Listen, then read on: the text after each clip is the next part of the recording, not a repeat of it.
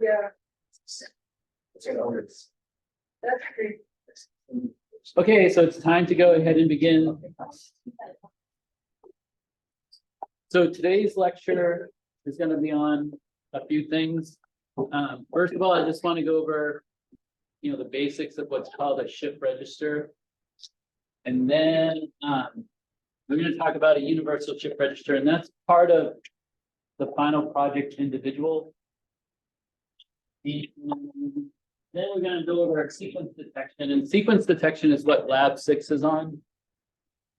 And also at the end, I want to talk about the remaining class schedule, and also that I've made some changes, so I just want you to make you aware of those changes. Also, there's a note here on Lab 5, because I think I didn't mention this last time, and that's Lab 5, which is the next lab that's due, and I'll talk about how I delayed that till Monday of next week. Originally, it was due Friday this week, but I'll talk about why it's Monday instead. But Lab 5, recall we talked about how Lab 5 is basically Lab 4 with memory, and then also you're using a time multiplexer that Dr. Mealy designed in order for us to use all the 7-segment displays all at once. Well, what I think I didn't mention last time is that make sure, this is in the instructions, but people tend to miss them if I actually say it out loud in class. And that's make sure that for the clear input and the enter input that you use buttons and not switches. Okay, so, for the other inputs, you're using switches, like for A and B and sub, you're still using switches. But for the two new inputs, clear and enter, make sure you use buttons. On your basis board, you have 5 buttons and push buttons, and you can use any of the 5, okay, but don't use the switches. If you use the switches and you don't use the buttons, you'll lose a point, okay? Also, I didn't write it up there, but I just remembered. We talked about how Lab 5, like any sequential or any circuit that has sequential elements like memory, you need a clock. Okay, you need a clock input. That's why you have to generate the clock in the sim file. Well, the other thing about the clock that I don't think I mentioned last time is that in order to map the clock to the board, if you look in your constraints file and you look at the very top, you'll see there's like 3 lines that have clock CLK in them. You have to uncomment those lines. Okay, and that will connect, the clock input that you declare in your code to the actual clock that's on the basis board. Also, remember that, and some of you I think have already run into this, but perhaps some of you haven't, where that constraints file, it's case sensitive. So I'm pretty sure when you look at the constraints file, it names clock CLK in lowercase. And that's how I would name all your clocks in your code. Just use lowercase CLK. Don't try to name it something different, because if you do, I think if you go to change it in the constraints file, it's not going to like it. Okay, so just use smaller case CLK wherever you have a clock input. Okay. All right, but let's go ahead now and talk about what a shift register is. A shift register is made out of D flip-flops, just like a memory register is, but it just has a different purpose. A memory register, its purpose is just to store data. A shift register, if you will see, its purpose is to manipulate the bits by shifting. So both registers, whether it's a memory register or a shift register, they're made out of D flip-flops. The only thing that's different hardware-wise is how the D flip-flops are connected. And there's 2 types of shift registers. Okay, SRR stands for shift right register. And SLR stands for shift left register. Okay, so there's a shift right shift register and there's a shift left shift register. And what we mean by shift right is that data. Data input.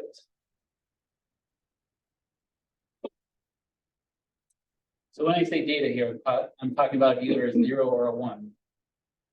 Right? So whatever we have on the data input, okay, whether it's a 0 or 1, it will go into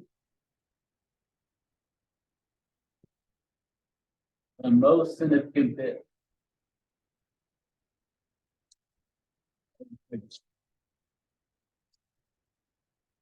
Okay, so shift right means data, again, it can be a 0 or 1. On the data input, it goes into the most significant bit of the register. So knowing now this is what's meant by a shift right, what do you think a shift left is? You have to take a guess. Exactly, it just goes the other direction. So a shift left, the data on the data input goes into the least significant bit. Okay, so that's the difference between the two. All right, so let's do a couple of examples. Okay, so above this blue line, that's a shift right example, and then below is a shift left. So let's look at the shift right example first. Okay, well, shift registers, just like memory registers, just like any sequential type of device, it's edge sensitive. So, you can have a rising edge triggered shift register, or you can have a falling edge. So in this first example, we're going to use rising edge. And this is the data in. Okay, DR in just stands for data right in, meaning it's the input for when you're doing a shift right. And I'm going to make it equal to a 0. Now I could have easily made it equal to a 1, okay, but I chose 0 in this case. Okay, now this notation I don't think I've used before, but you see how I have this rectangle and I got squares within the rectangle, and then I got 1s and 0s within the squares. The rectangle represents a register. The squares represent an output of a flip-flop. And the 0, 1 just shows what the output of that flip-flop is equal to. So this is shorthand for what I drew on the board when we talked about registers back, the lecture after the midterm, that, registers are made out of multiple flip-flops. Same thing with shift registers, as I said previously. Shift registers are made out of multiple flip-flops. And you need a flip-flop per bit, whether it's a shift register or a memory register. So this notation just saves me from having to draw that, circuit that had all the flip-flops that I drew, in that lecture we had after the midterm.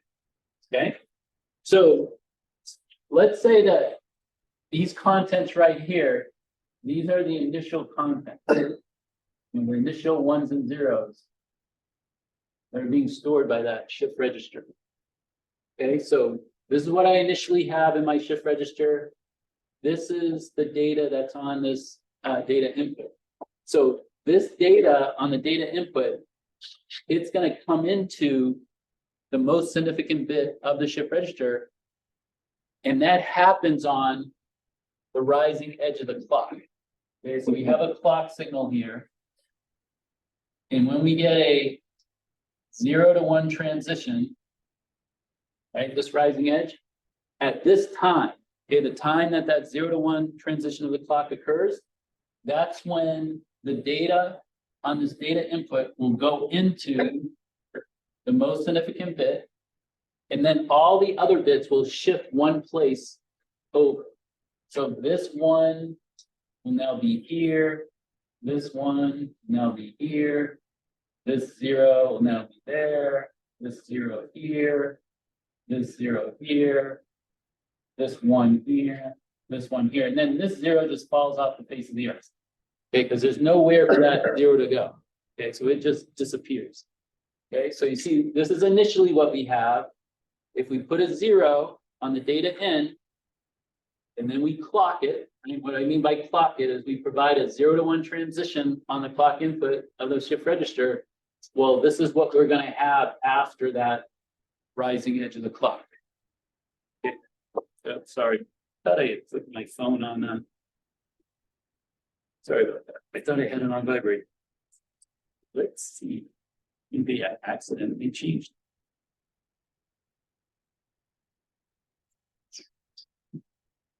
Yep, that's weird. I'm sworn I put it on back. Sorry about that. All right. Okay, so any question about this shift right example? See why it's called shift right? Because, you know, we think of the most significant bit being over here, like when we draw it up. So it's called shift right because if you put the most significant bit over here, well, the bits are shifting to the right direction. Now, it doesn't matter the orientation of the register.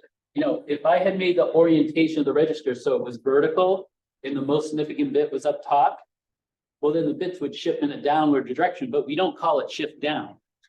There's no such thing as a shift down shift register. There's only shift right and shift left. Okay, so the orientation doesn't matter. It just matters where the most significant bit is, as far as the direction of how the bits are going to shift. Okay, all right, let's do a shift left example.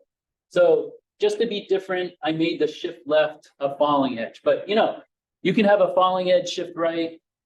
You can have a rising edge shift left. I just mixed them up this way just to be different. When you're shifting left, it's the data on the DL input that comes into the shift register, and it comes into the least significant bit. So if this is our initial contents, okay, when we get a 1 to 0 transition of the clock, okay, so at the time of that 1 to 0 transition of the clock, that's when the shift is going to occur. And since it's shifting left, this data in will come into the least significant bit. So you see this one would come in here, and then all the bits would shift one place. So 0 comes over here, this 1 comes over here, 1 comes over here, 0 shifts over here. Oops. This 0 shifts over one place, this 1 shifts over one place, and then this 0 would just fall off the face of the earth. There's nowhere for it to go. Your data in input for a reason why you chose 0 and 1 for those examples, or can you just choose whichever one you? Yeah, the data on this data input can either be a 0 or 1. So yeah, I had to pick one. So, but yeah, if I had picked a 1, then this would just be a 1. Everything else would be the same. Yeah. Yeah. Okay. Okay, so any questions on this shift left example? Because now I'll show you some, or talk about some applications of a shift register, and then we'll go into what a universal shift register is. But any questions up to this point? All right, well, one of the things that you can do with the shift register is that you can either do a multiply by a whole number power of 2, or you can do a divide by a whole number power of 2. And as an example, let's say we started out with, okay, let's say we started out with these 8 bits in our shift register. And let's say we're interpreting these 0s and 1s as an unsigned binary number. So what would this be in base 10 if I consider it to be an unsigned binary number? 12. 12, right? But we got a 4, we got an 8. So you see this would be 12 in base 10. Well, if I do a shift left one place and bring in a 0, after I do that shift, I would get the following. I have 0, 0, 1, 1, 0, 0, 0, right? Because see, I'm doing a shift left, so I'm bringing in a 0, so that 0 would go into the least significant bit. Least significant bit. Right? So you see the 0 comes in the least significant bit. And then all the other bits would just shift one place over, right? And this 0, of course, would just fall off the face of the earth, right? Because again, there's no place for it to go. So what is this now in base 10? This is 12. What would this be? 24, right? Because let's see, we got an 8, we got a 16. So by shifting one place to the left and bringing in a 0, I've done a multiply by 2. And can you see if I shifted again with bringing in a 0, I have a times 4, right? Because I have 48. See, every time you shift, you get a factor of 2 multiplication. Okay, now, of course, you gotta bring in a zero, right? I mean, if you brought in a one, then you wouldn't be multiplying by a whole power of two. You gotta bring in a zero for this to work. Okay, all right, well, if I shift to the left and bring in a zero, I'm doing a multiplication by two. What do you think I have to do a divide by two? Yeah, just shift the other direction and bring in a zero. Right, because if I started off with a 12.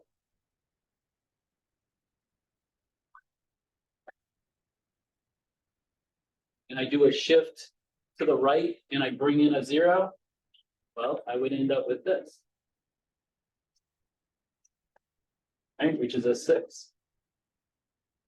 Okay, so if you do a shift to the right and bring in a zero, you're doing a divide by a whole number power of 2. Okay, so that's one thing you can do with the shift register. Another thing you can do with the shift register is that, say, you have 4 displays like on your basis board, 7-segment displays.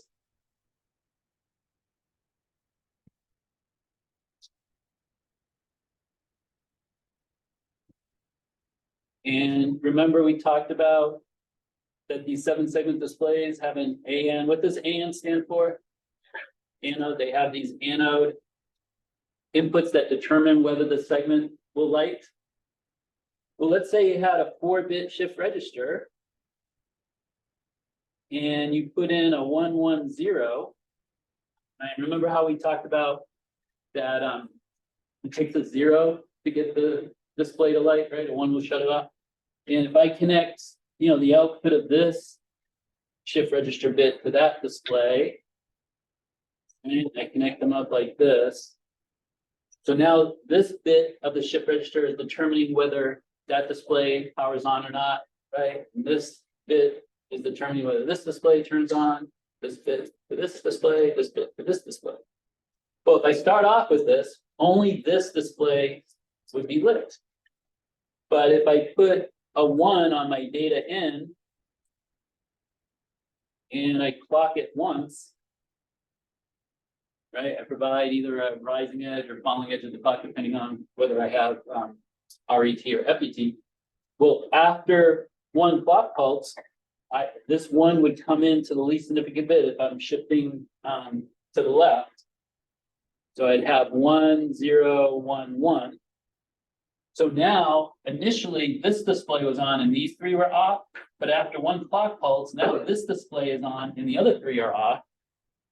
And then if I kept this a 1, right, just kept it a 1, and I clock it a second time,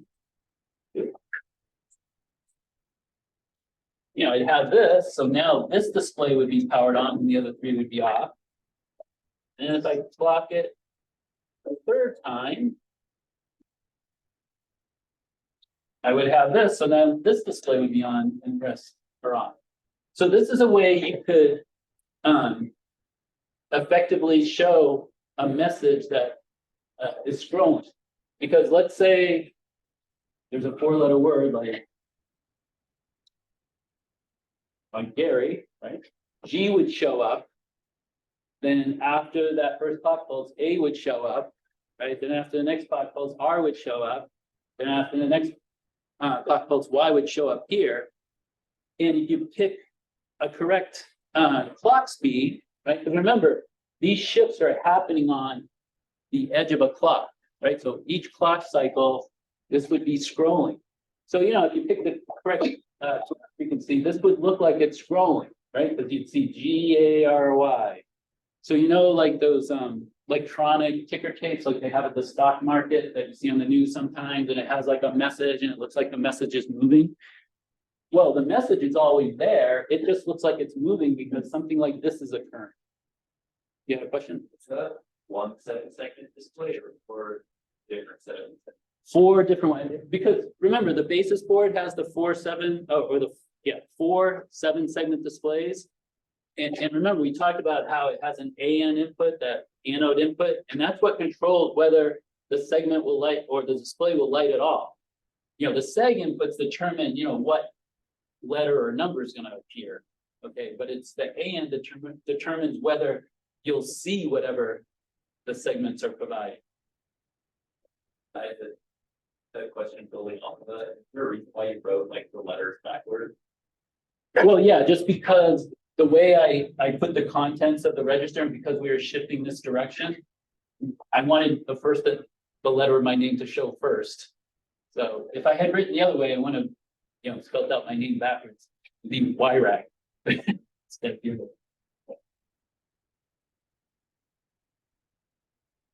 You do that like when you're a little kid, you write your name backwards and see what it spells. So, was I the only kid that did that? You go around saying your name is backwards. I don't know, maybe that was a different time. I guess I'm easily amused. Okay, but now, this is just a couple of applications of ship registers. I mean, there's many more. In fact, your final project individual involves a ship register. In fact, it involves what's called a universal ship register. And your final project individual is a 4-bit multiplier, binary multiplier.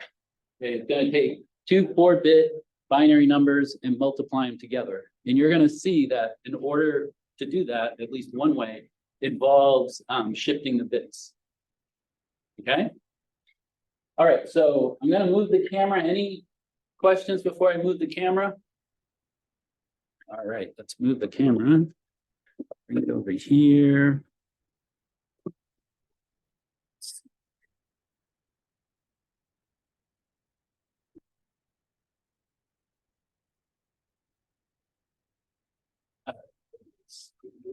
Okay. So what we just went over, this is like the basic operations of a ship register, but in practice, what's more useful to use is something called a universal ship register. And a universal ship register, it can shift left. It can also shift right. It can load. And when I say load, I mean the same thing as like the memory register, where when you hit enter, remember enter and load are the same thing. The Q output is just going to equal whatever's on the D input. Okay, so it can basically not only shift left, shift right, but it can load like a memory register.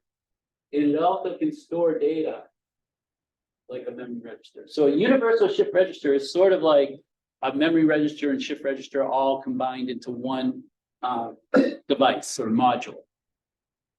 So if you look at the high-level black box diagram of the universal shift register, you got a Q output. Here I made it 8 bits. You got a D input, 8 bits. You got a clear. You all know what clear is, right? Remember, it's the same thing as reset. Of course, there's a clock input because any module or any device that's sequential needs a clock. And then it has this input here, SEL, that stands for select. Okay, and you saw select on a MUX that was choosing between 2 inputs. This select does something different. And you can see it's 2 bits. Now, at each table, there should be a handout that has this code for module shift register. You would definitely want to take a picture of this at some point. Okay, but for right now, if you just take a look at it, you'll see that most of this you should be familiar with, right? Because after the module name, you declare your inputs and outputs like we've been doing. There's an always FF block, right? You've seen an always FF block now. You have to do that for the flip-flop and also the memory register for last 5. And again, it shouldn't be a surprise it's an always FF because this is the register that has a clock. Okay. And you can see that this is rising edge. Right, to see how the always FF is sensitive to the positive edge of the clock. Now, this is a little bit different than what you've seen before because last class, when I talked about the finite state machine, in the always comb portion of the FSM code, there was a case statement where there was an if embedded in the case. Here, to model this universal shift register, we have a case embedded inside an if, right? So it's sort of just the opposite of what you saw with the FSM modeling that we did. So Up on the whiteboard here, I just wrote a portion of this, just the portion that I wanted to focus on, because the rest of this, you're familiar, right? Within the always FF, we have this if statement. And first of all, if clear is active, okay, this is a synchronous active high clear. Well, if clear is active, we're just gonna make the Q equal to 0. That's what clear or reset means. But if we're not clearing, then we go to the else part of the if statement. And within the else, that's where the case statement is. And if you look at this case statement, it's sensitive to the select input. This 2-bit select input. So if I have something that's 2 bits, how many values can I get from 2 bits? 4 values, right? Remember the 2 to the 2 gives you how many values? Now notice that in this case statement, I just have 3 options. I'm missing option 0, okay? But we'll talk about that coming up. But if you look at option 1, right, when this select is equal to a binary 1, well, what's it gonna do here? What is this? You've seen this before. What is this? We saw this in a memory register, right? What do we call this when Q is assigned to whatever's on the D input? Right, that's the load or enter.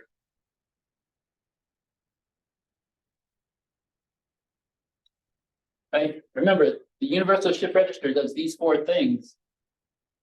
If you have a select of 1, right, 0, 1, well, it's going to do a load. Q is just going to equal whatever the D input is. Okay. All right, let's look at option 2. Okay, this is what's going to happen when select is a 1, 0, right, a binary 2.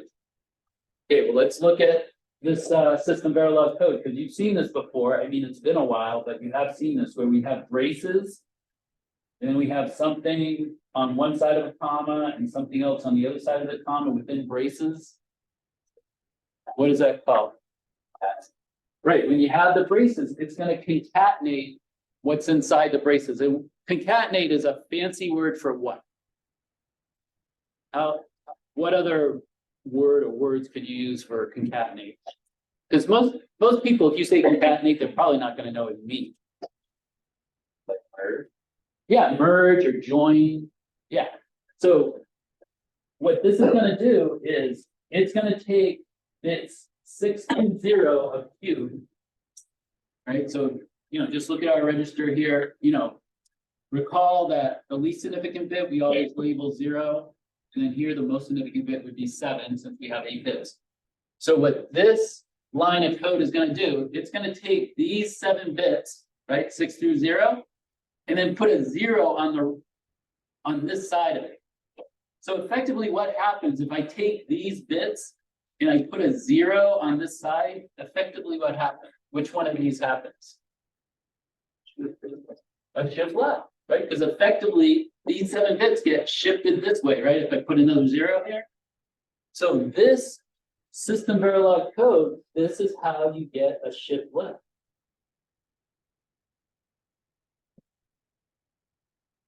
Okay, so what do you think option 3 is?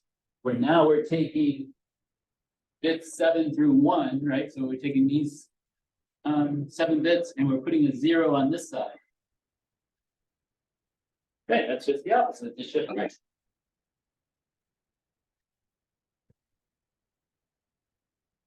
And so you see, if select is a 1, it's going to do a load. If select is 2, it's going to do a shift left. If select is 3, it's going to do a shift right. So why do you suppose I put no option 4? This would be 0, sorry. Because we can't represent 4 with 2 bits, right? So why do you suppose we don't have an option 0?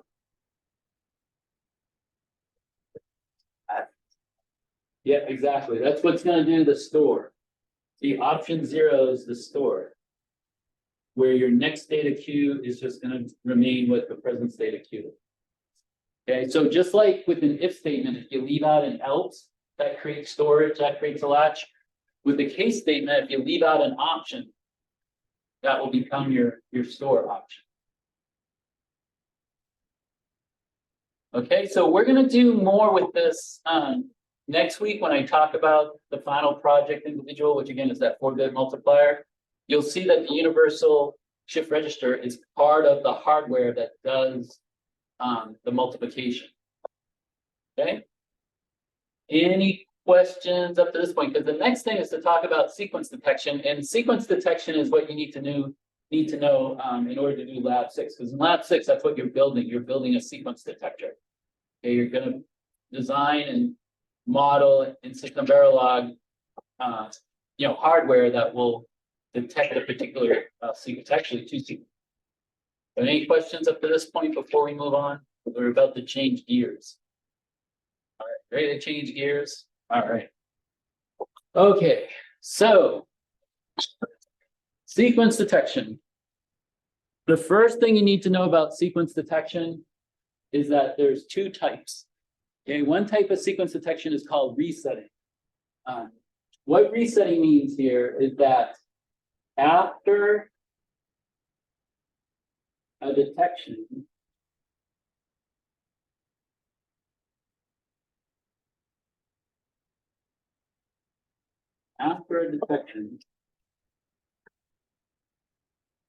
no bits of detected sequence can be part of subsequent detections.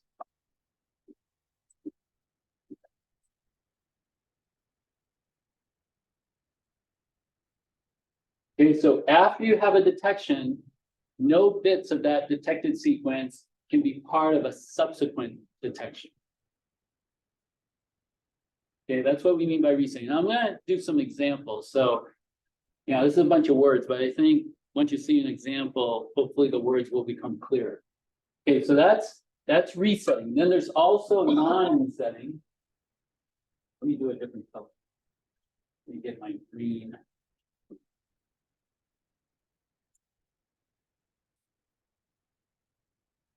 Got it. Okay.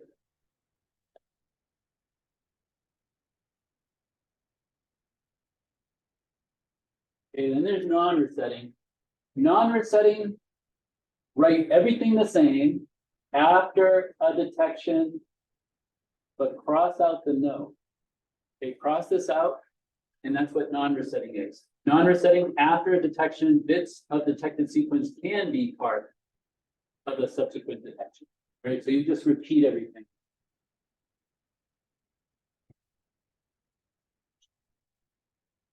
Okay, so if it's resetting after a detection, no bits of a detected sequence can be part of a subsequent detection. But if it's non-resetting after a detection, bits of a detected sequence can be part of a subsequent detection. Okay, that's the difference between the 2. So as an example, let's look at this here. Okay, the sequence we want to detect is 1011. And then let's say, this is t equal to 0 over here. T equal to 0. So we start with a 0, and then we just get this string of bits that we're looking for this detection. Okay, so if it's resetting, I would have a 1011 detection here. And then I'd have another one here, 1011. And then I would have one here, right, 1011. But you see right here, I have a 1011. But if it's resetting, I can't use a bit of a detection for a subsequent detection. So you see, for resetting, this 1011 would not be a detection because I'd have to use this one of this previous detection, which resetting doesn't allow. But if it's non-resetting, where I can use bits of a previous detection, well, with the non-resetting, I would have a detection here, same as what I did with the resetting. I would have a detection here, same as the resetting. I have a detection here, same as the resetting. But I would also have a 4th detection because with the non-resetting, I can use a bit or bits from a previous detection. So with the non-resetting, I could use this one of this previous detection for my 4th detection. Okay, so that's the difference between the 2.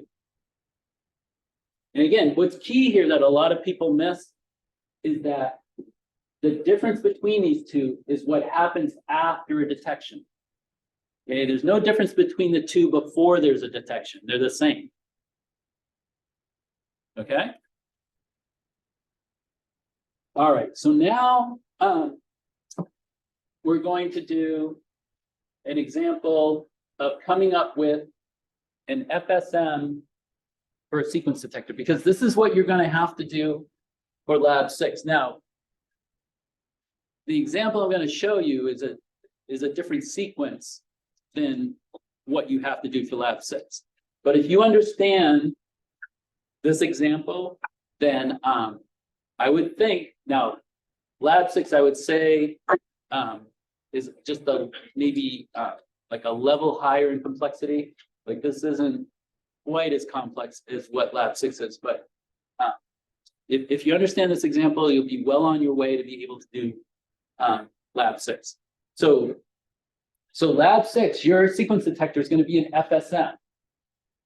Okay, so remember last time we talked about an FSM, and what did we say is the first thing you always do before you try to model an FSM?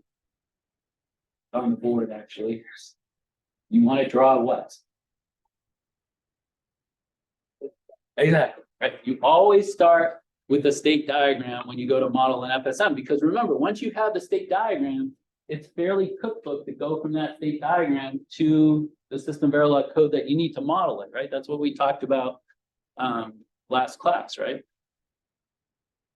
Okay, and remember, state diagram always has a legend. So just as a little review here, in state diagrams, what does the circle represent? Like these circles that you see in a state diagram, they represent a state, exactly. How about the curved arrow? What does it represent? What? Say it again. Not quite. I mean, what takes you to the next state, but what takes you to other states? It happens on either that or that. It happens on a clock edge. So these arrows represent clock transitions, either a rising edge transition or a falling edge, depending on which type you have. Okay, what does this Z represent? What goes here in the state diagram?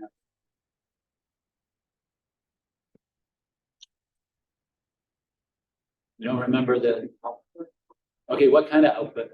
There's two outputs, what kind? Or, right, exactly. That's a more output. See, Z is a more output in this case. See, Z. Let me go back and let me mark. I don't know why I started using black. There we go. Z is a more output.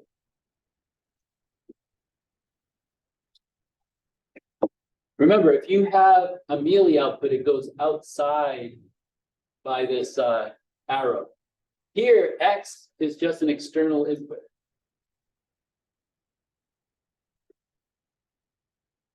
So, you know, if you had a mealy output, you would see a line here and then, you know, some variable underneath. Okay. So X is our external input, Z is a more output. Now, in this design, Z equals 1 when there's a detection.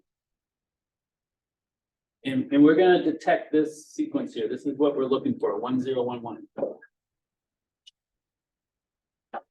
when there's a detection of 1011, otherwise it's 0.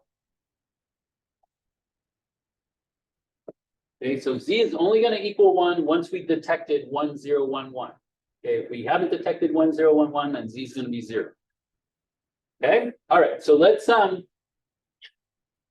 fill out this timing or state diagram.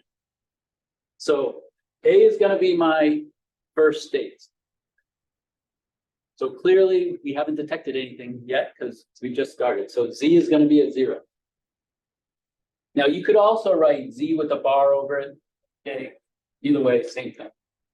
Now, if we get the first bit of what we're trying of our sequence that we're trying to detect, so here a 1, then we're going to move to the next state. So if we're in state A where we're starting and we get a 1, we're going to go to state B. Okay, and clearly, if I'm in state B, I haven't detected 1011 yet, so Z is still gonna be a 0. Okay. Okay, if I'm in state B and I get a 0, okay, that's in my sequence that I'm looking for, I'm gonna go to state C. And when I'm in state C, I haven't detected the 1011 sequence yet, so my Z is still gonna be 0.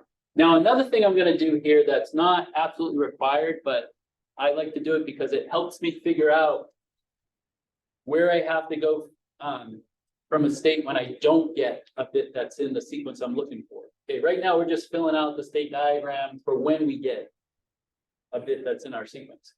Okay, so what I'm going to do by each of these states is write what it took to get there.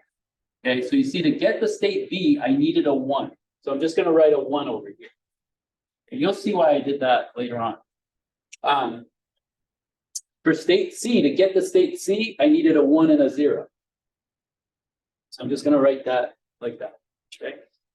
All right. So now getting back to this, we're in state C. So we detected a 1, 0. If we then get a 1, we're going to move to state D. All right. And when I'm in state D, I still haven't detected the full sequence yet. So Z is still going to be a 0. And it took a 1, 0, 1 to get the state D.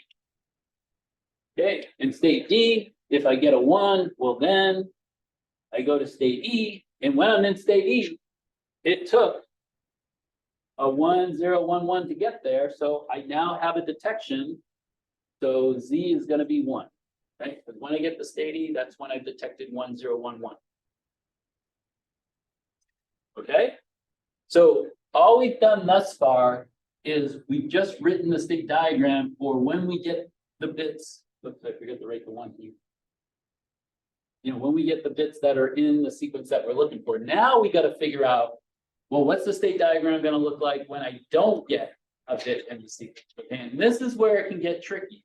And this is where writing down what it took to get to a state can be helpful. Okay.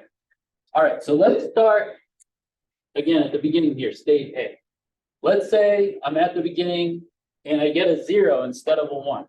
So if I get a 0 instead of a 1 when I'm in state A, where do I want to go? Yeah, you just want to stay at A, right? Because if you get a 0, you just want to stay at that initial state until you get a 1, right? Because that 1 would then be the first bit of the sequence you're looking for. Okay, so you see, if we're in state A and we get a 0, we're just going to stay in state A. Okay. All right, now let's say we're in state B. And instead of getting a 0, let's say we get a 1 when we're in state B. Where would we want to go if we're in state B and we get a 1? So it'd be like getting, it would be like getting 2 1s in a row, right? It'd be getting like 1 1 instead of 1 0. Stay in B. Does everyone agree? Go back to A. Any other ideas? How many people want to go back to A? How many people want to stay at B? How many people don't know? Okay, quite a few honest people. Okay, very good. Okay, well, this is where writing down what it took to get to a state can be helpful. See, it takes a 1 to get the state B. So if I get another 1, I just want to stay there, right? Because, you know, instead of getting 1 0, if I get 1 1, well, what if the next one's 0? Well, that would be the first 2 bits of the sequence I'm looking for.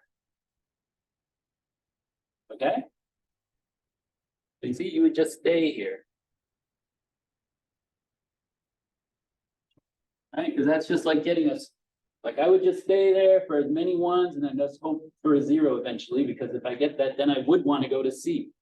Right? Because it takes a 1 0 to get the C, and that's what I would get after a string of 1s if I then got a 0 after that string of 1s. Okay. All right. So now we're in C. It took a 1 0 to get the C. If I get a 1, I'm going to move on to D because that's part of the sequence. What would I do if I'm in C and I get a 0? where would I go? Stay in C, any other ideas? Because what I would have here, right, I'd have 1, 0, 0.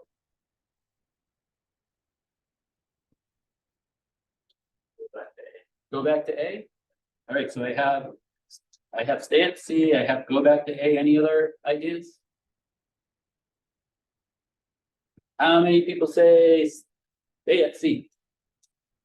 How many people say go to A? How many people say do something different? How many people don't know? All right. Yeah, honest people. All right, well, just think about it. If you get 1, 0, 0, is there any way that you could then get 1, 0, 1, 1? No, there's no way. So you just have to start over again, right? So you would want to go back to A.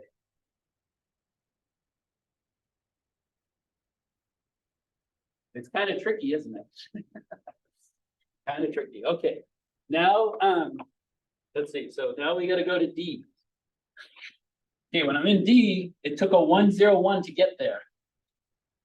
Right? These first 3 bits. If I get a 1, well, that's good. I have a detection, right? And that's what state E is. But what if I get a 0? So it took a 1, 0, 1 to get here. Now, if I get a 0, where would I want to go?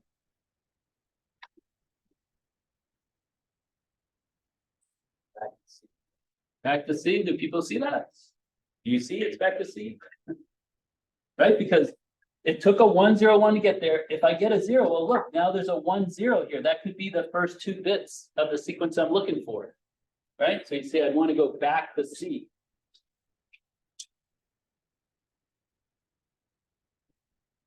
So do you see how writing what it takes to get to a state can help you figure out where you need to go if you don't get the next bit in the sequence? You know, that's what I have to do to figure it out.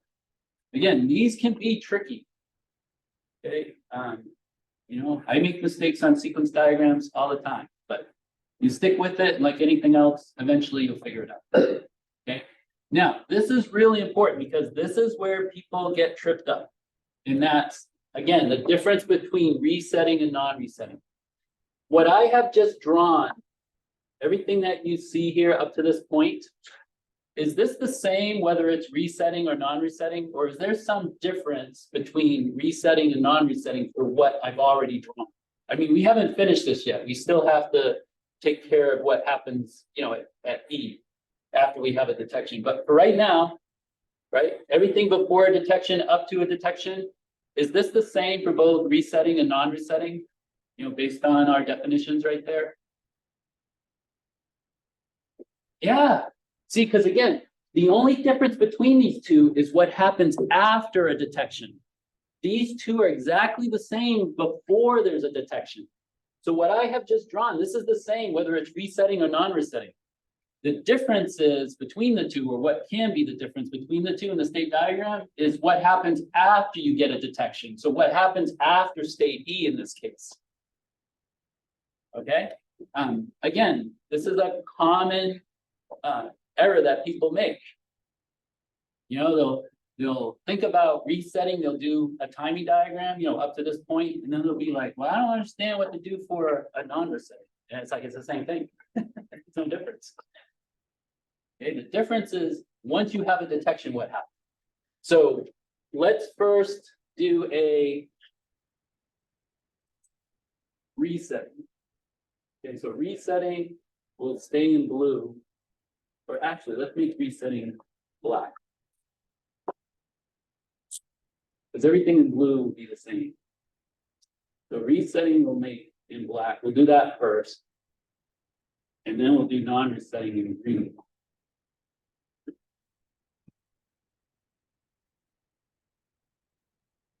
Okay, so we're doing resetting where no bits of a detected sequence can be part of a subsequent detection. Okay, so we are now in state E where we've had a detection, right? We've detected 1, 0, 1, 1. Where would we go if we then get a 0? Right, so let's say we now get a 0. Right, we're in state E, right? We had a detection of 1, 0, 1, 1. And now the next bit is a 0. So where would you want to go from state E if you get a 0 and it's resetting? Everybody agree back to A, right? You just have to start over again because 0 is not the first bit in the sequence. So you just got to go to the beginning. See, you would just go to A, give it to 0. How about if we have a detection that's resetting, but the next bit is a 1? Where would we go? Okay, does everybody see B? Because it takes a 1 to get to B. So we would just go from E to B. Right? So you see if it's resetting and you've had a detection, you get a 0, you go to A, you just start over again. If you get a 1, well, you go to B because it takes a 1 to get to B. All right, so now let's do non-resetting. Non-resetting, you can use bits from a previous detection for a subsequent detection. So we have our detection. Yeah, oh, let's do a 1 first. Okay, non-resetting, we have a detection, and then we get a 1.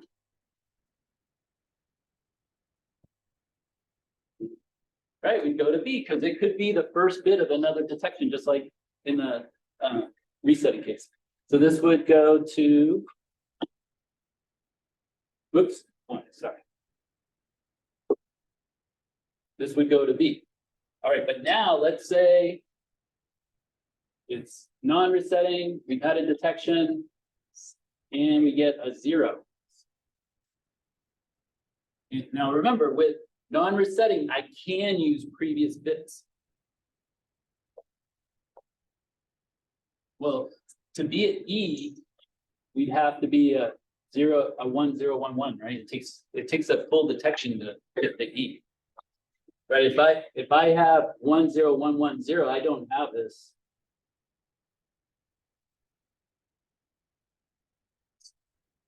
Where would we go? C, yeah, why is it C? Why would I go to C if I get a 0 after this detection? Because I can use this 1, right? It takes a 1 0 to get the C. So I would go right here. All right. So you see, that's where the difference can be between resetting and non-resetting. What happens after you have a detection?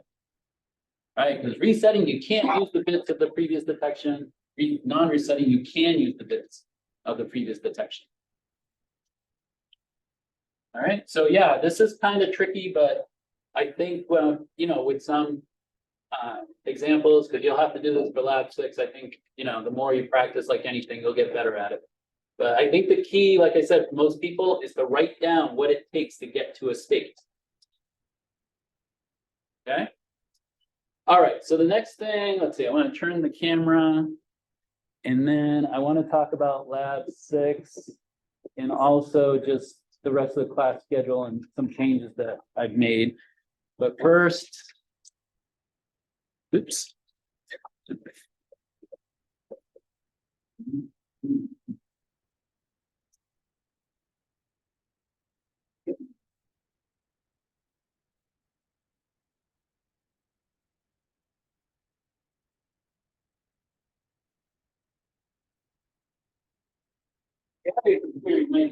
Follow on the computer, because I know when I project canvas on that screen, resolution is that.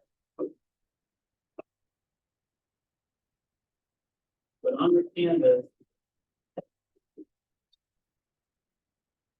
there's some lab 6 information. First, there's the instructions. If you look for lab 6 assignment with diagram, you'll find this. Like I said, I don't expect that you can read because the resolution is really bad. But if you look at it yourself, you would see that in lab 6, you're required to build an FSM sequence detector that can detect 2 different sequences. And one sequence is 0 1 1 1 0 1, and the other sequence is 0 1 1 0 0 1. So when you look at these 2 sequences, you'll see they only differ by 1 bit. Okay, they differ by the 4th bit. All the other 5 bits are the same. And if you look at the diagram, you'll see that there's a module FSM, that's what you're designing. There's 3 other modules, there's clock divider, sequence driver, and BC deck. Those are given to you. Okay, so 3 of the 4 modules are given to you. And they're located on Canvas. If you go to resources. So in the same place that the universal seg text file is at, that's where the 3 files are at. Now, these aren't text files, these are actual design sources. Now, they were written in VHDL, not Verilog. But as I explained with Lab 5, because Lab 5 has a mixture of languages, right? It has System Verilog that you're doing your stuff in, and then the universal seg is written in Verilog. Okay, but like I explained last time, Vivado will run mixed files. Okay, so even though these are VHDL, they're going to work just fine. So again, you got a sequence driver, a clock divider, and a BC deck. And I'll explain what those modules are doing, but that's where they're located. So going back to the diagram, if you look at the FSM, one of the inputs is a button. Okay, so that button is going to determine which sequence to look for. So when the button's not pressed, you're looking for one of the 2 sequences. When the button is pressed, you're looking for the other one. Okay, and again, the sequences only differ by 1 bit, the 4th bit. So the very first thing you would do is write a state diagram, just like I did for that example. Now, since you're looking for two sequences, there's at least 2 ways that you could do your state diagram. You could do 2 separate state diagrams and join them by the value of the button. Right, if the button 0 goes to that state diagram, if the button's 1, it goes to the other state diagram. Or, and this is what I did, or since the sequences only differ by 1 bit, you could just do both sequences in 1 state diagram, where the state diagram is going to look the same except for that 1 bit difference. Okay, so there's different approaches you can do, okay, for the state diagram. But again, once you have the state diagram, then you're going to go to the FSM code, like we talked about last class. All right, let's see, what else do we have here? Oh, notice there's a clock divide, okay, a clock divide module. And I don't think it was last class. Was it last class? Yeah, it was last class when we talked about the clock divider. What's the purpose of a clock divider module? What does it do? It just slows down the clock. Okay, so here we got our fast clock, and then we have our clock divider, and it's going to slow down the clock for the sequence driver and also your FSM. Notice that the fast clock goes to BC deck. Okay, so BC deck needs the fast clock. Okay, slow clock, what's coming out of the clock divider, goes to the driver and the FSM. Okay, I just wanted to point that out because in the past people have missed that, and if you connect the slow clock to BC deck is not going to work. Okay, BC deck needs the fast clock. All right, so what are these Mealy modules doing? Well, clock divider, like we just said, is slowing down the clock frequency. Sequence driver, what that's doing is, if you take a look at this, there's an 8-bit input, and those 8 bits are determined by 8 switches on your basis board. So what sequence driver does, it takes the data from the switches that are going to be 8 different bits, right? 8 different inputs. And it puts that data, that switch data, on 1 output. So really what it's doing is it's taking data that's in parallel, what we call parallel, where each bit has its own wire, and it's making it what's called serial data, where it puts that same data on 1 wire, 1 output, separated in time. So sequence driver is generating that string of bits that I had written down that we were looking for the sequence in. All right, so just think about the output of the sequence driver just being like you're writing down a string of bits, and within that string, you're looking for a particular sequence. Okay, so that's what the sequence driver is doing. BC deck, if you take a look at BC deck, it's got the clock that we just talked about. That's going to be the fast clock, but then it's just got a single input. I think it's labeled Z. When that single bit input Z of BC deck is a 0, it's gonna show crap on your 7-segment display. When that Z input to the BC deck is a 1, it's gonna show cool. Okay, so you're gonna make your FSM such that when there's a detection, it outputs a 1, okay, which connects to the input of the BC deck, so it will display cool. If you don't have a detection, you're gonna output a 0 from your FSM, and BC deck's gonna display crash. Okay, so BC deck is another type of time multiplexer that Dr. Mealy put together. Instead of showing data, numbers like Universal Seg does, this shows 2 4-letter words. Now, here's a little review of something we talked about with Lab 5, because it also comes up with Lab 6. In Lab 5, I talked about how when you go to verify that your overall Lab 5 design is working, you cannot look at, to verify that your design is working, you can't look at the output of Universal Seg on the timing diagram, because it's just going to be garbage. Okay, and that's because the simulator cannot simulate time multiplexing. So what did I say about Lab 5 as how you verify on the timing diagram in your simulation that it's working the way it should? Like, what do you have to look at? Because you can't look at the output of the Universal Seg. So what are you going to have to look at? Everybody's forgotten. Am I going to get 30 emails where people say, I know my Lab 5 is working, all the lower levels are working, the schematic looks right, but the output of the Universal Seg doesn't make any sense. You don't remember what I said? Honestly, anyone? You guys are so quiet. We know that the Universal Seg works.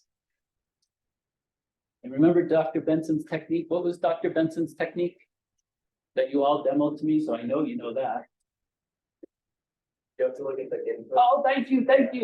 Right, what inputs? The inputs to the last module. Right, the Universal Seg, right, exactly. You just look at there's 3 inputs. There's a count, I think it's CNT1, that's 4 bits, and there's the sign, and then there's the validity. So yeah, you've got to look at the 3 inputs going into Mealy's module, because we know Mealy's module works. So if what's going into it is correct, then you can be guaranteed. With Vivado, I don't think you can always say guaranteed, but I mean, it should be highly likely that if what's going into Mealy's module, that it's going to work on your board, unless there's some strange thing with Vivado going on. Okay, so the reason I bring that up is because it's the same deal in Lab 6. You're not going to be able to look at, to verify that your overall design is working, you're not going to be able to look at the output of BC deck, because it's also a time multiplexer. So in order to verify that your Lab 6 is good before you download it to the board, you just have to make sure your FSM is working the way it should, right? Because if your FSM is working the way it should, we know these other 3 modules that Mealy designed are good. So that's where Lab 6 is different than previous labs, because previous labs, you would always show a simulation for the overall, okay? Here in Lab 6, you're just showing the simulation of your FSM. Okay, that's what you submit, because you can't do the overall. Okay. All right, what else do we have here? Let's see. There's a few other things I wanted to mention. Do you have any questions while I'm thinking about what I should also mention here? I wrote down a few things. I already talked. And again, this goes back to the difference between resetting and non-resetting. There is no reset input. Okay, the only inputs you have for Lab 6 are the clock, the button, and the switches, right? And then over here you have outputs, segment, AN, well, Mealy calls it display enable, I think, but that's the same as AN, the anode that you had in previous labs. And then also LEDs. And I'll show you in a video what the LED output is doing. But what has happened in the past, and this goes back to just not understanding what resetting means here, is I've had people say, oh, we have to do a resetting sequence detection, okay? Because in the instructions here, you're told to do resetting, okay, not non-resetting. And some people look and they see, oh, resetting, that means it must have a reset input. And they add a reset input. Okay, but again, that's not what resetting means here. It means what we talked about earlier. Okay? Okay, and then the last thing, I'm gonna show you a video. Well, let me show you the video first, and then I'll talk about the last thing. But before I show you the video, any questions about anything we talked about up to this point? Okay. So there's a video that I have on Canvas that shows you what the sequence detector should look like if it's working properly. So if you come over to this meeting 14, right here, there's a link to it. Okay, so this is what the LEDs are doing. The LEDs are showing you which switch data is being inputted to your FSM.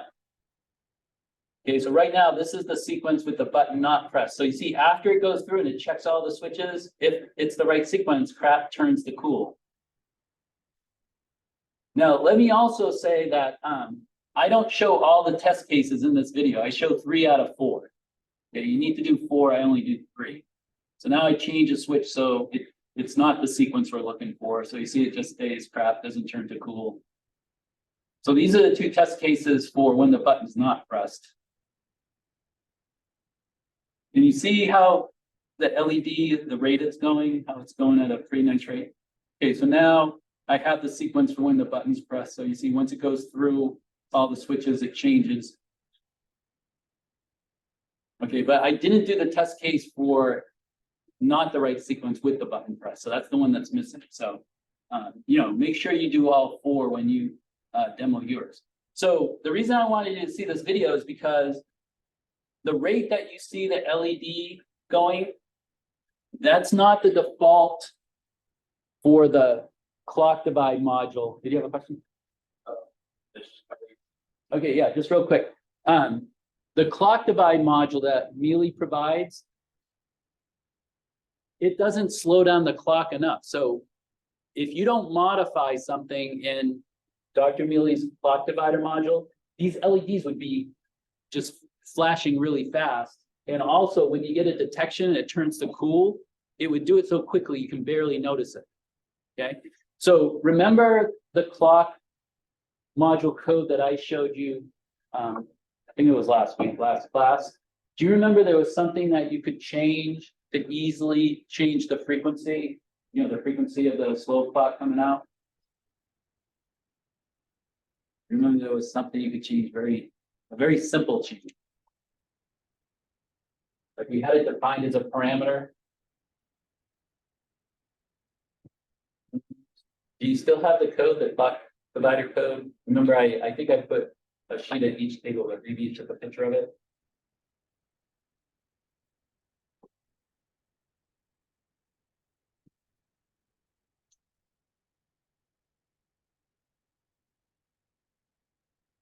That's very, that's the slow clock.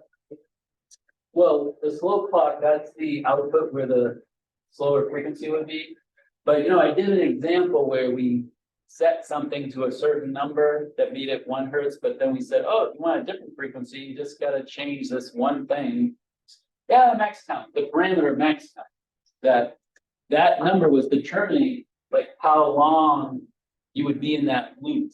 Remember, depending on how much time you're in that loop, that would determine the period of your slow clock signal, square wave, right? That determines the frequency.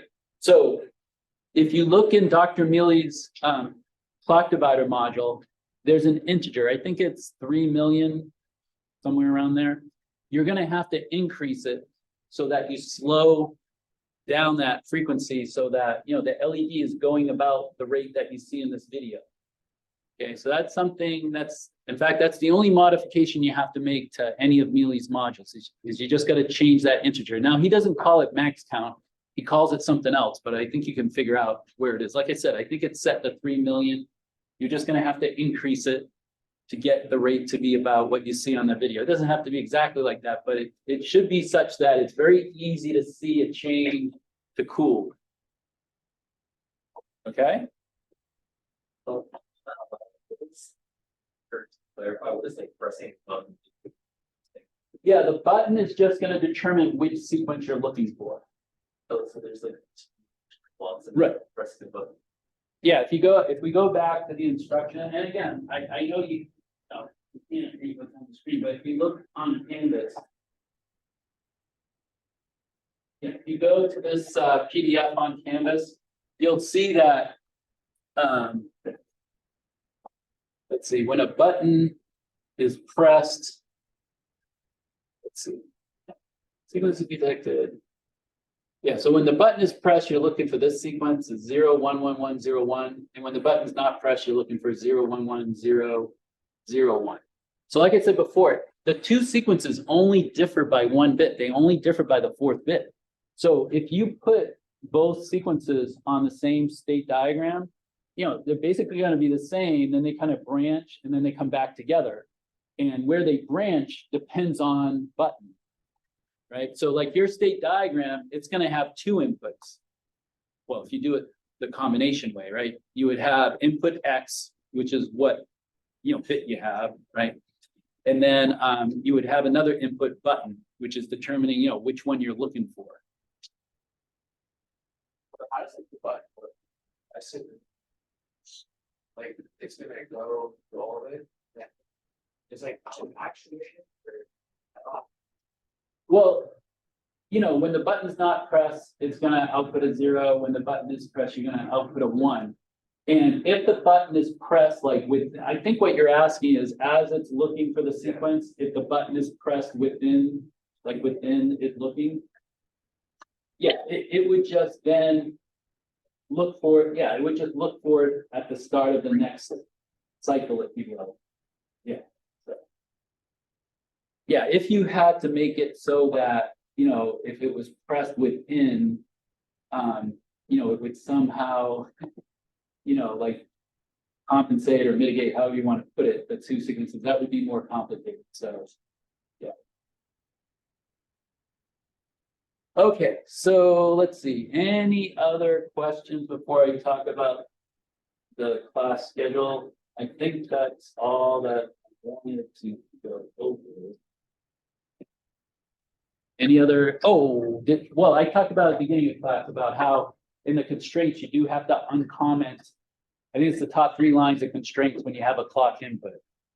Okay, so you got to do that for lab 6 as well as lab 5.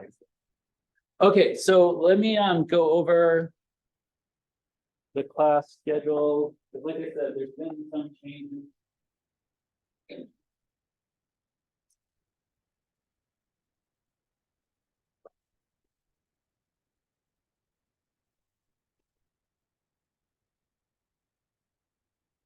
So at some point, I would take pictures up here of like this state diagram example and also what I've written up here as part of the schedule goes.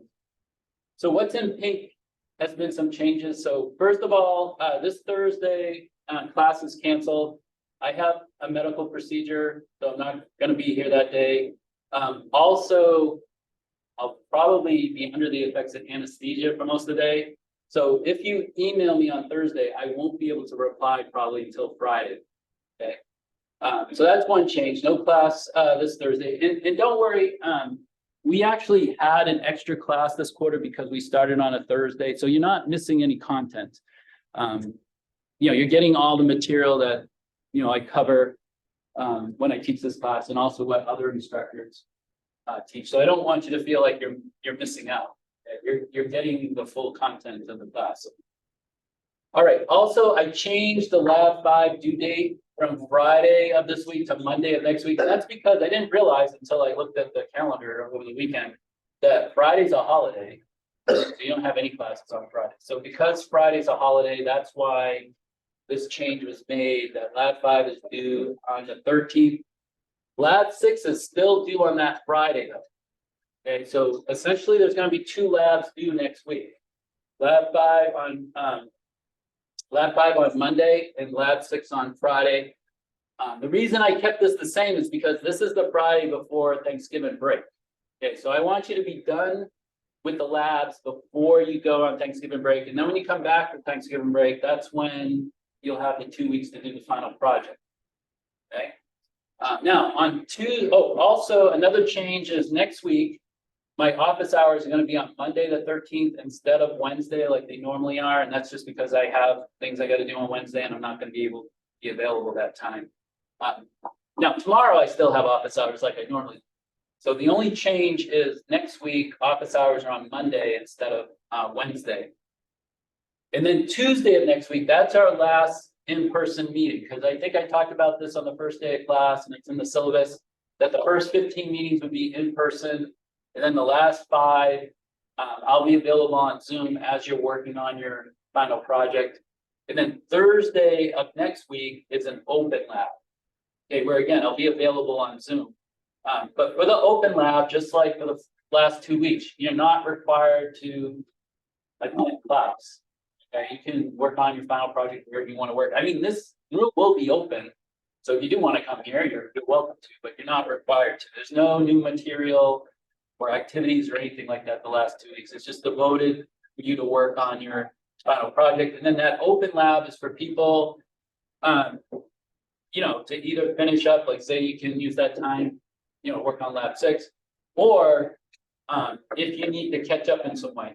And I wanted to remind people, and this goes to a very few students. I mean, the vast majority of students have been completing the labs on time and, you know, doing a really good job, but there have been a few students, and I'm talking about all my sections. I'm not just talking about this section. I'm talking about, you know, I got 3 sections, so I have like 80 some odd students. There are a few students that haven't completed some labs, and like I put in my syllabus and like I talked about on the first day, if someone doesn't complete more than 1 lab, I will not issue a passing grade. And I don't care how the person did in the rest of the class. And the reason for that is because the follow-on class, the CP 233 class, it's a very lab intensive class. And I can't in good conscience pass somebody if they haven't shown that they can do all the labs. But I give a 1 lab break. But if there's more than 1 lab that a person can't complete, you know, there's a very high probability that person's not going to do well in CP 233. Now, if you can complete all the labs, or you can complete all the labs except for 1, I think there's a very high chance you'll do well in CP 233.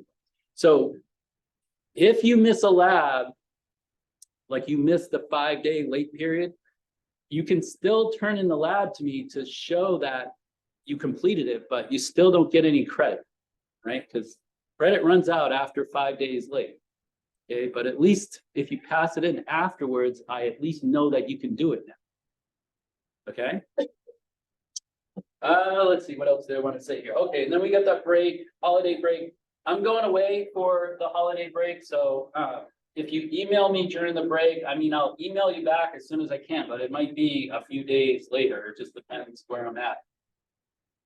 Send me the email. And I talked about week 9, no in person. Okay, final project individual. That's due Friday, December 1st. That's the Friday of the 9th week. The final project team, that's due the last class day of the quarter. That's Friday, December 8th. There is no written final for this class, so the class does end on that Friday. And then I also wanted to point out that Tuesday of next week, our last in-person meeting, that's when I'm going to talk about the final project. So you really want to be here for that class, like any class, but particularly this class. And then also I'll have your midterm scores on Tuesday.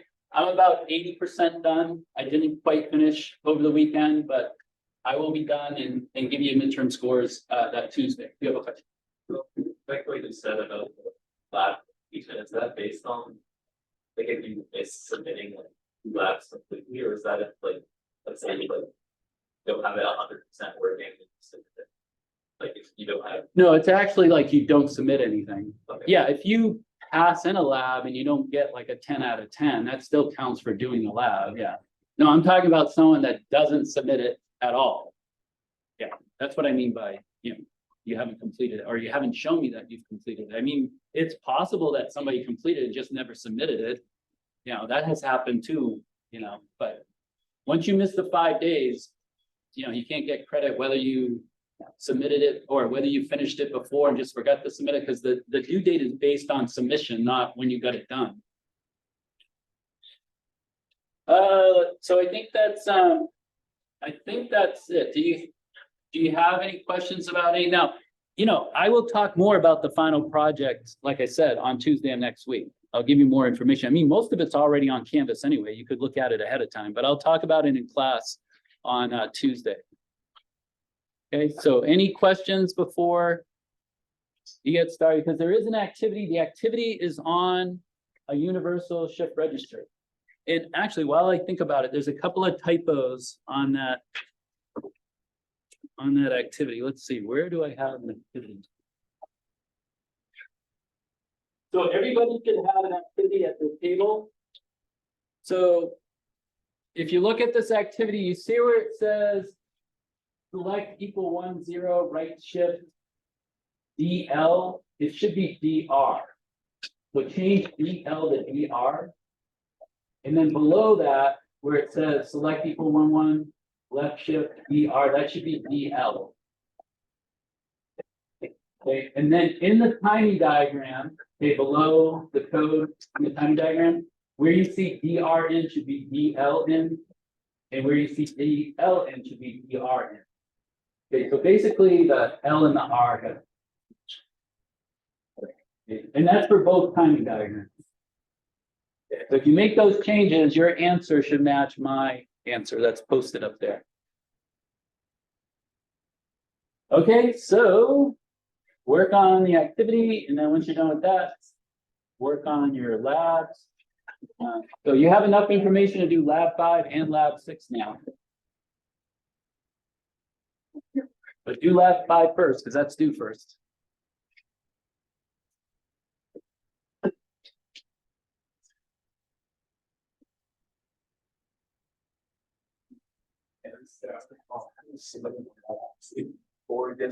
Okay. No, there's 5 days. Lab 4 was due on. Like the lady.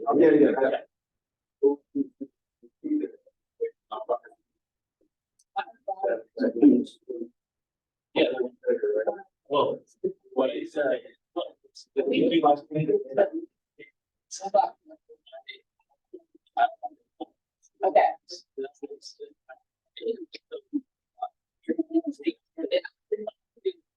Okay. Yeah.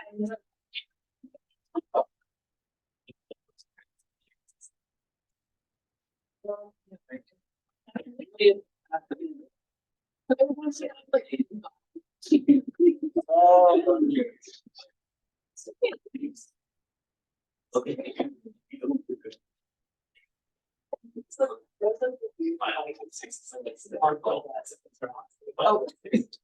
Oh, sorry. I was checking my simulation, and this one is saying it invalid. Like this register.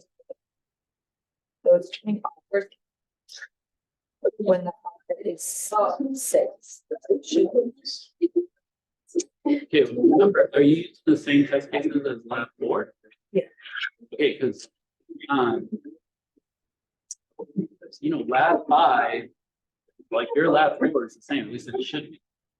So you should be getting the same lab 5 as you did in lab 4. I mean, do you remember did you get this or something else? You got okay, which was okay, so what that means, something that happened when when you either added the lab 5 stuff to lab 4, or did you copy and paste your lab 4 connections? You know the file that made the connections, you copied and pasted and then made the edits. I just deleted the marks. Okay, well, that's what I would check first. Is I would have you look at the elaborated schematic. Yeah, the thing that I'm worried about though is that I added all the for that validity register. I did all of the prerequisites to my simulation, and it's saying that it is getting the right inputs and outputs. It's getting it enters, and the D is 1, so it should output. Okay, so you're. But I'm getting 0, and then I went to check. And this enter response, it should be.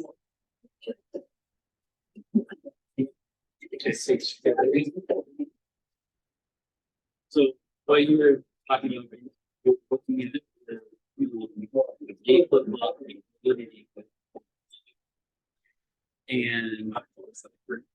you put your computer down here. So, okay, so you're looking at here, that's what you can. Yes.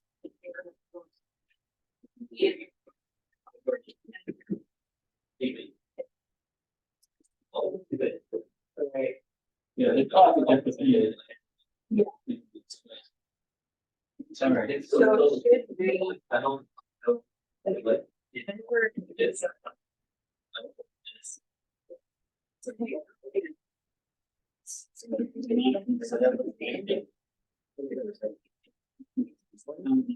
You have. So we only have one. Yeah. And the sign that is working way it should.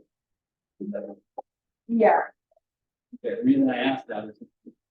I would think if there was something wrong with, I mean, as far as that, how does it start out? I didn't have that. well, you see, the reason why that would be important to know is that that could narrow it down, because if your sign bid. And the sign bid is scored by the same code, but you don't, right? So like, that would kind of suggest that. I think it would like, that would kind of maybe. So when you look at the elaborated design schematic. That's what I would look at. It's, you kind of, you find what doesn't make sense, but now we gotta figure out why it doesn't make sense. But what is the connection?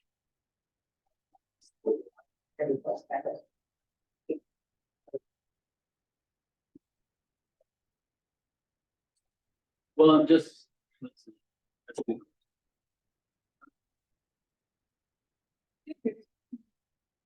Well, I guess I'm just thinking, eliminate any possibility. See, the reason well, I guess maybe what we should try is just to, like, verify that the sign is okay, because see, if the sign is okay, and you're using the same month that you believe it, it would seem to suggest that.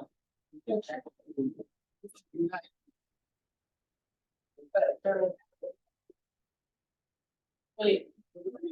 But for the one that's not, like, where's the one that where your line is right now? Yeah. Right here, where it goes to zero.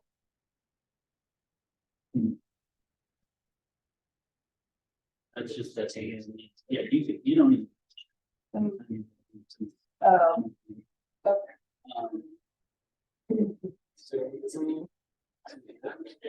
In your people talk, there's a single bit, that you. Yeah. Oh, yeah, those would be. First. Is it just 0 times 1? Yes. And do I need it set? No. So. Did you follow everything right? There is a reason. Because when you connect your, I mean, this probably. In your constraint side. And it's good just to name every to see. I mean, it could cause problems. Like I said, I don't. I mean, what look like the 15. Yeah.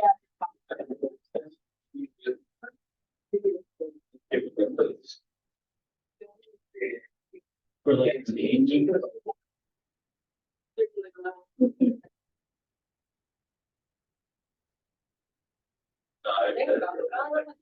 So this is last.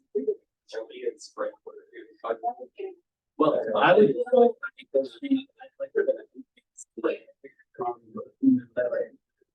I just never seen someone do that. I'm not saying it can't live on it, but like I said, you're gonna have to change your anyway because when you go to connect the boards.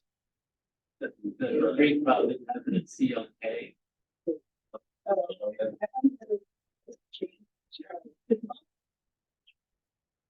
No, if you do that, I think that would cause an issue. I think that CLK is kind of hard.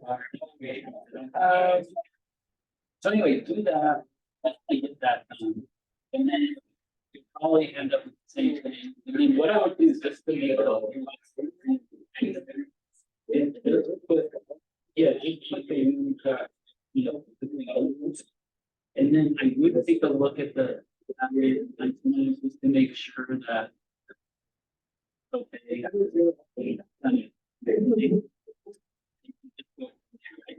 Again, the thing that's kind of puzzling to me is that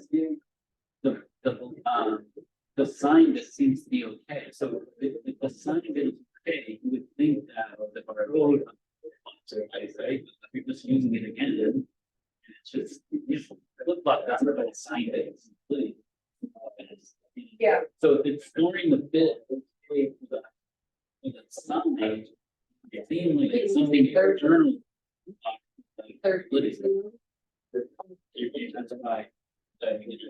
Yeah, but it versus like.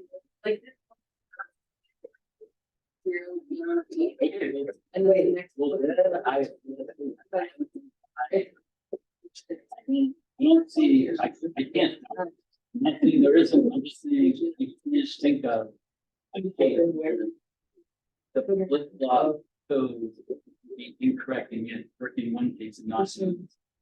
I mean, well, have you tried the old restart the program? Like that happened once before, right? That you had to restart it and it worked. Yeah. Maybe do that, maybe it's something weird. Like my business, like I wrote it. If it's working with science. Sam's fair.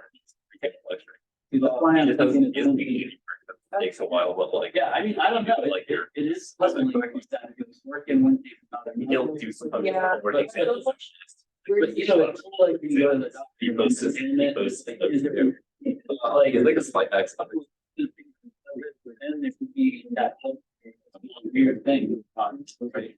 you try to eliminate or pull stuff that. Section. Then something weird. They actually got a section. Like, yeah, I gotta read it.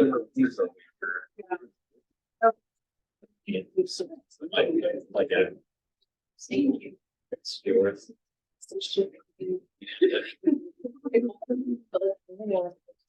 Water physics, surgeon, creation, even science. For 233 water physics and survey. I feel like that's enough. Like this one, right? Like no easy classes. I feel like